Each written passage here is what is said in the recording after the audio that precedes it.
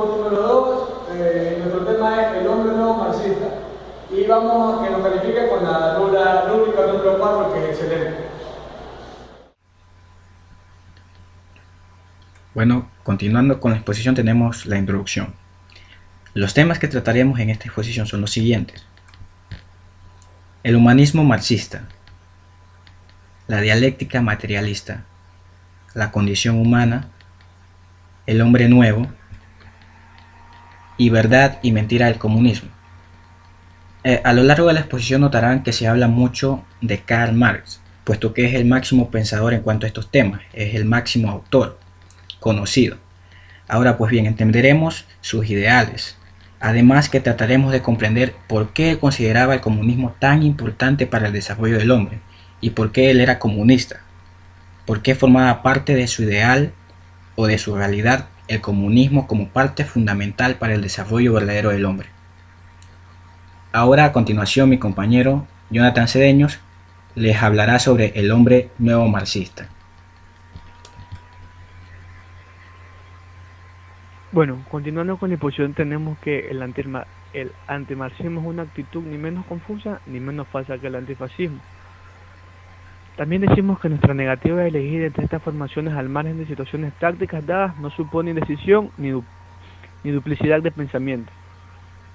Y a su vez se dice que más importante que todas estas consideraciones de método, un hecho convierte en trágica la batalla que deben librar con el marxismo aquellos para quienes la línea central del destino de los hombres debería tener como eje el destino de los más sufridos y los más necesitados entre ellos. Sacando una conclusión entre estos tres conceptos que acabo de decir, podemos decir que el pensamiento marxista se nutre de toda obra de creación humana que le antecedió, sitúa al hombre no solo como centro de sus preocupaciones filosóficas, sino que propone las vías para lograr una verdadera existencia humana.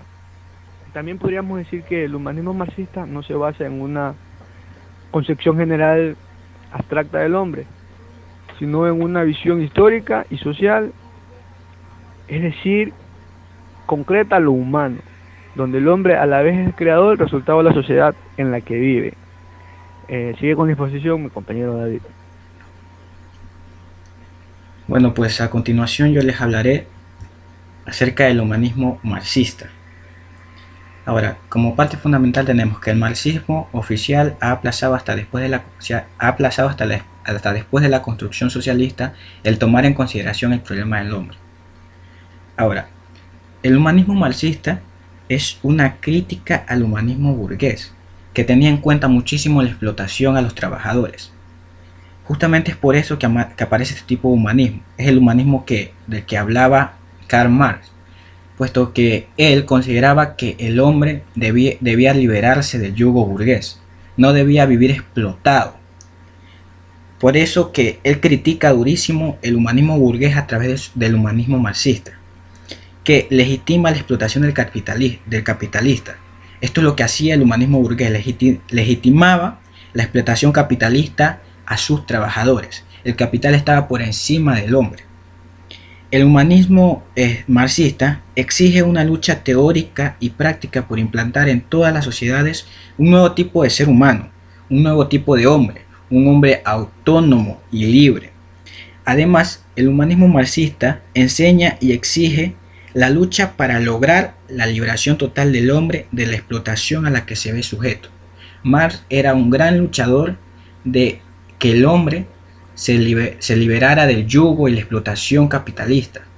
Él quería que el hombre se liberara, que fuera autónomo y que hubieran condiciones iguales para todos en el país.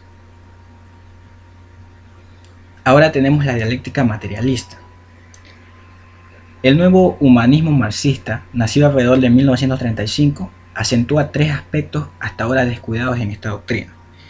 El problema fundamental del marxismo plantea que la persona humana como realidad existencial primaria no tiene cabida, o no tenía cabida en esa época. Él consideraba esto, que era el problema fundamental del marxismo.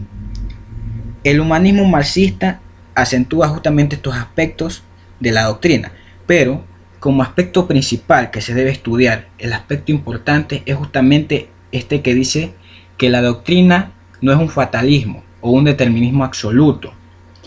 Es una apología de la pasividad en la acción.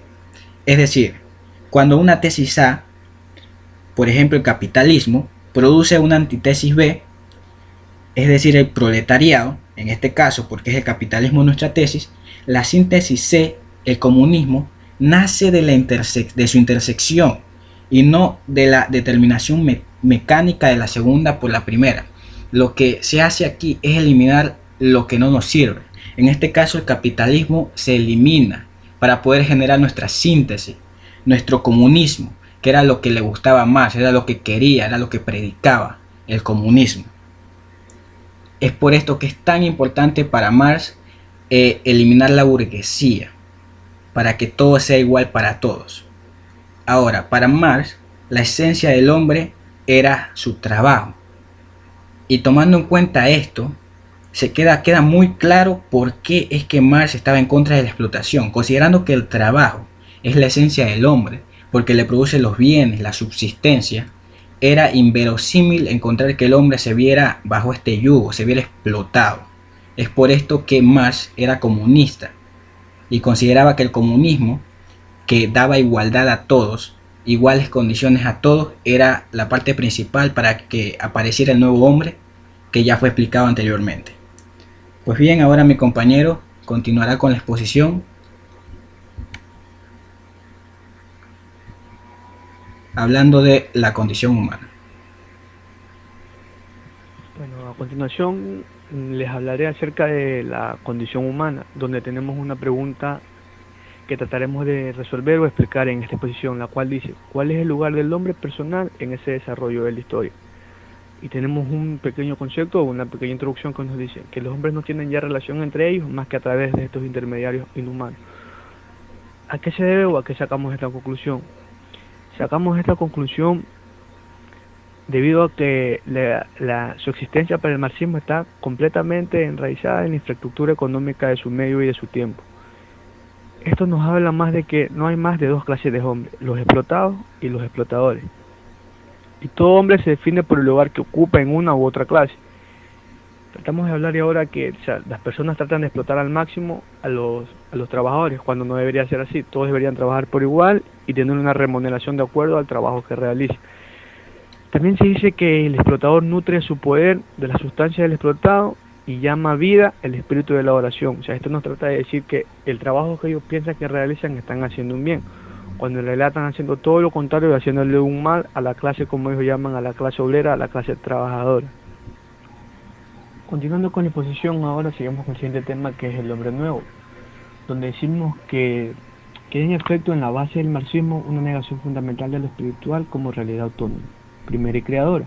Esta negación adopta dos formas. En primer lugar, el marxismo rechaza la existencia de verdades eternas y valores trascendentes al individuo, en el espacio y en el tiempo. ¿Qué nos quiere decir esto? Que rechaza esencialmente en función de su postulado primario no solo el cristianismo y la creencia en Dios. Es decir, esto no quiere decir que tenemos que dejar de lado todas nuestras creencias y iniciar desde cero. También nos dice que cualquier forma de realismo espiritual hay que dejarlo de lado y no tomarlo en cuenta para el cambio. No ven la realidad espiritual más que reflejo ideológico. En el menor de los casos, un estado secundario del ser.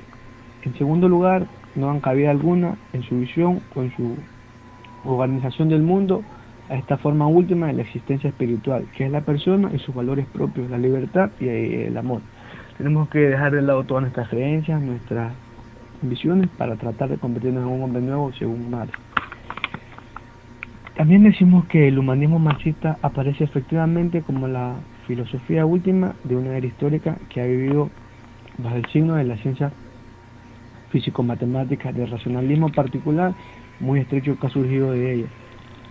De esta forma, la industria inhumana centraliza, que encarna provisionalmente sus aplicaciones técnicas, ocupa muchas técnicas para tratar de transformarnos en el hombre nuevo marxista, así como él lo quiere ver.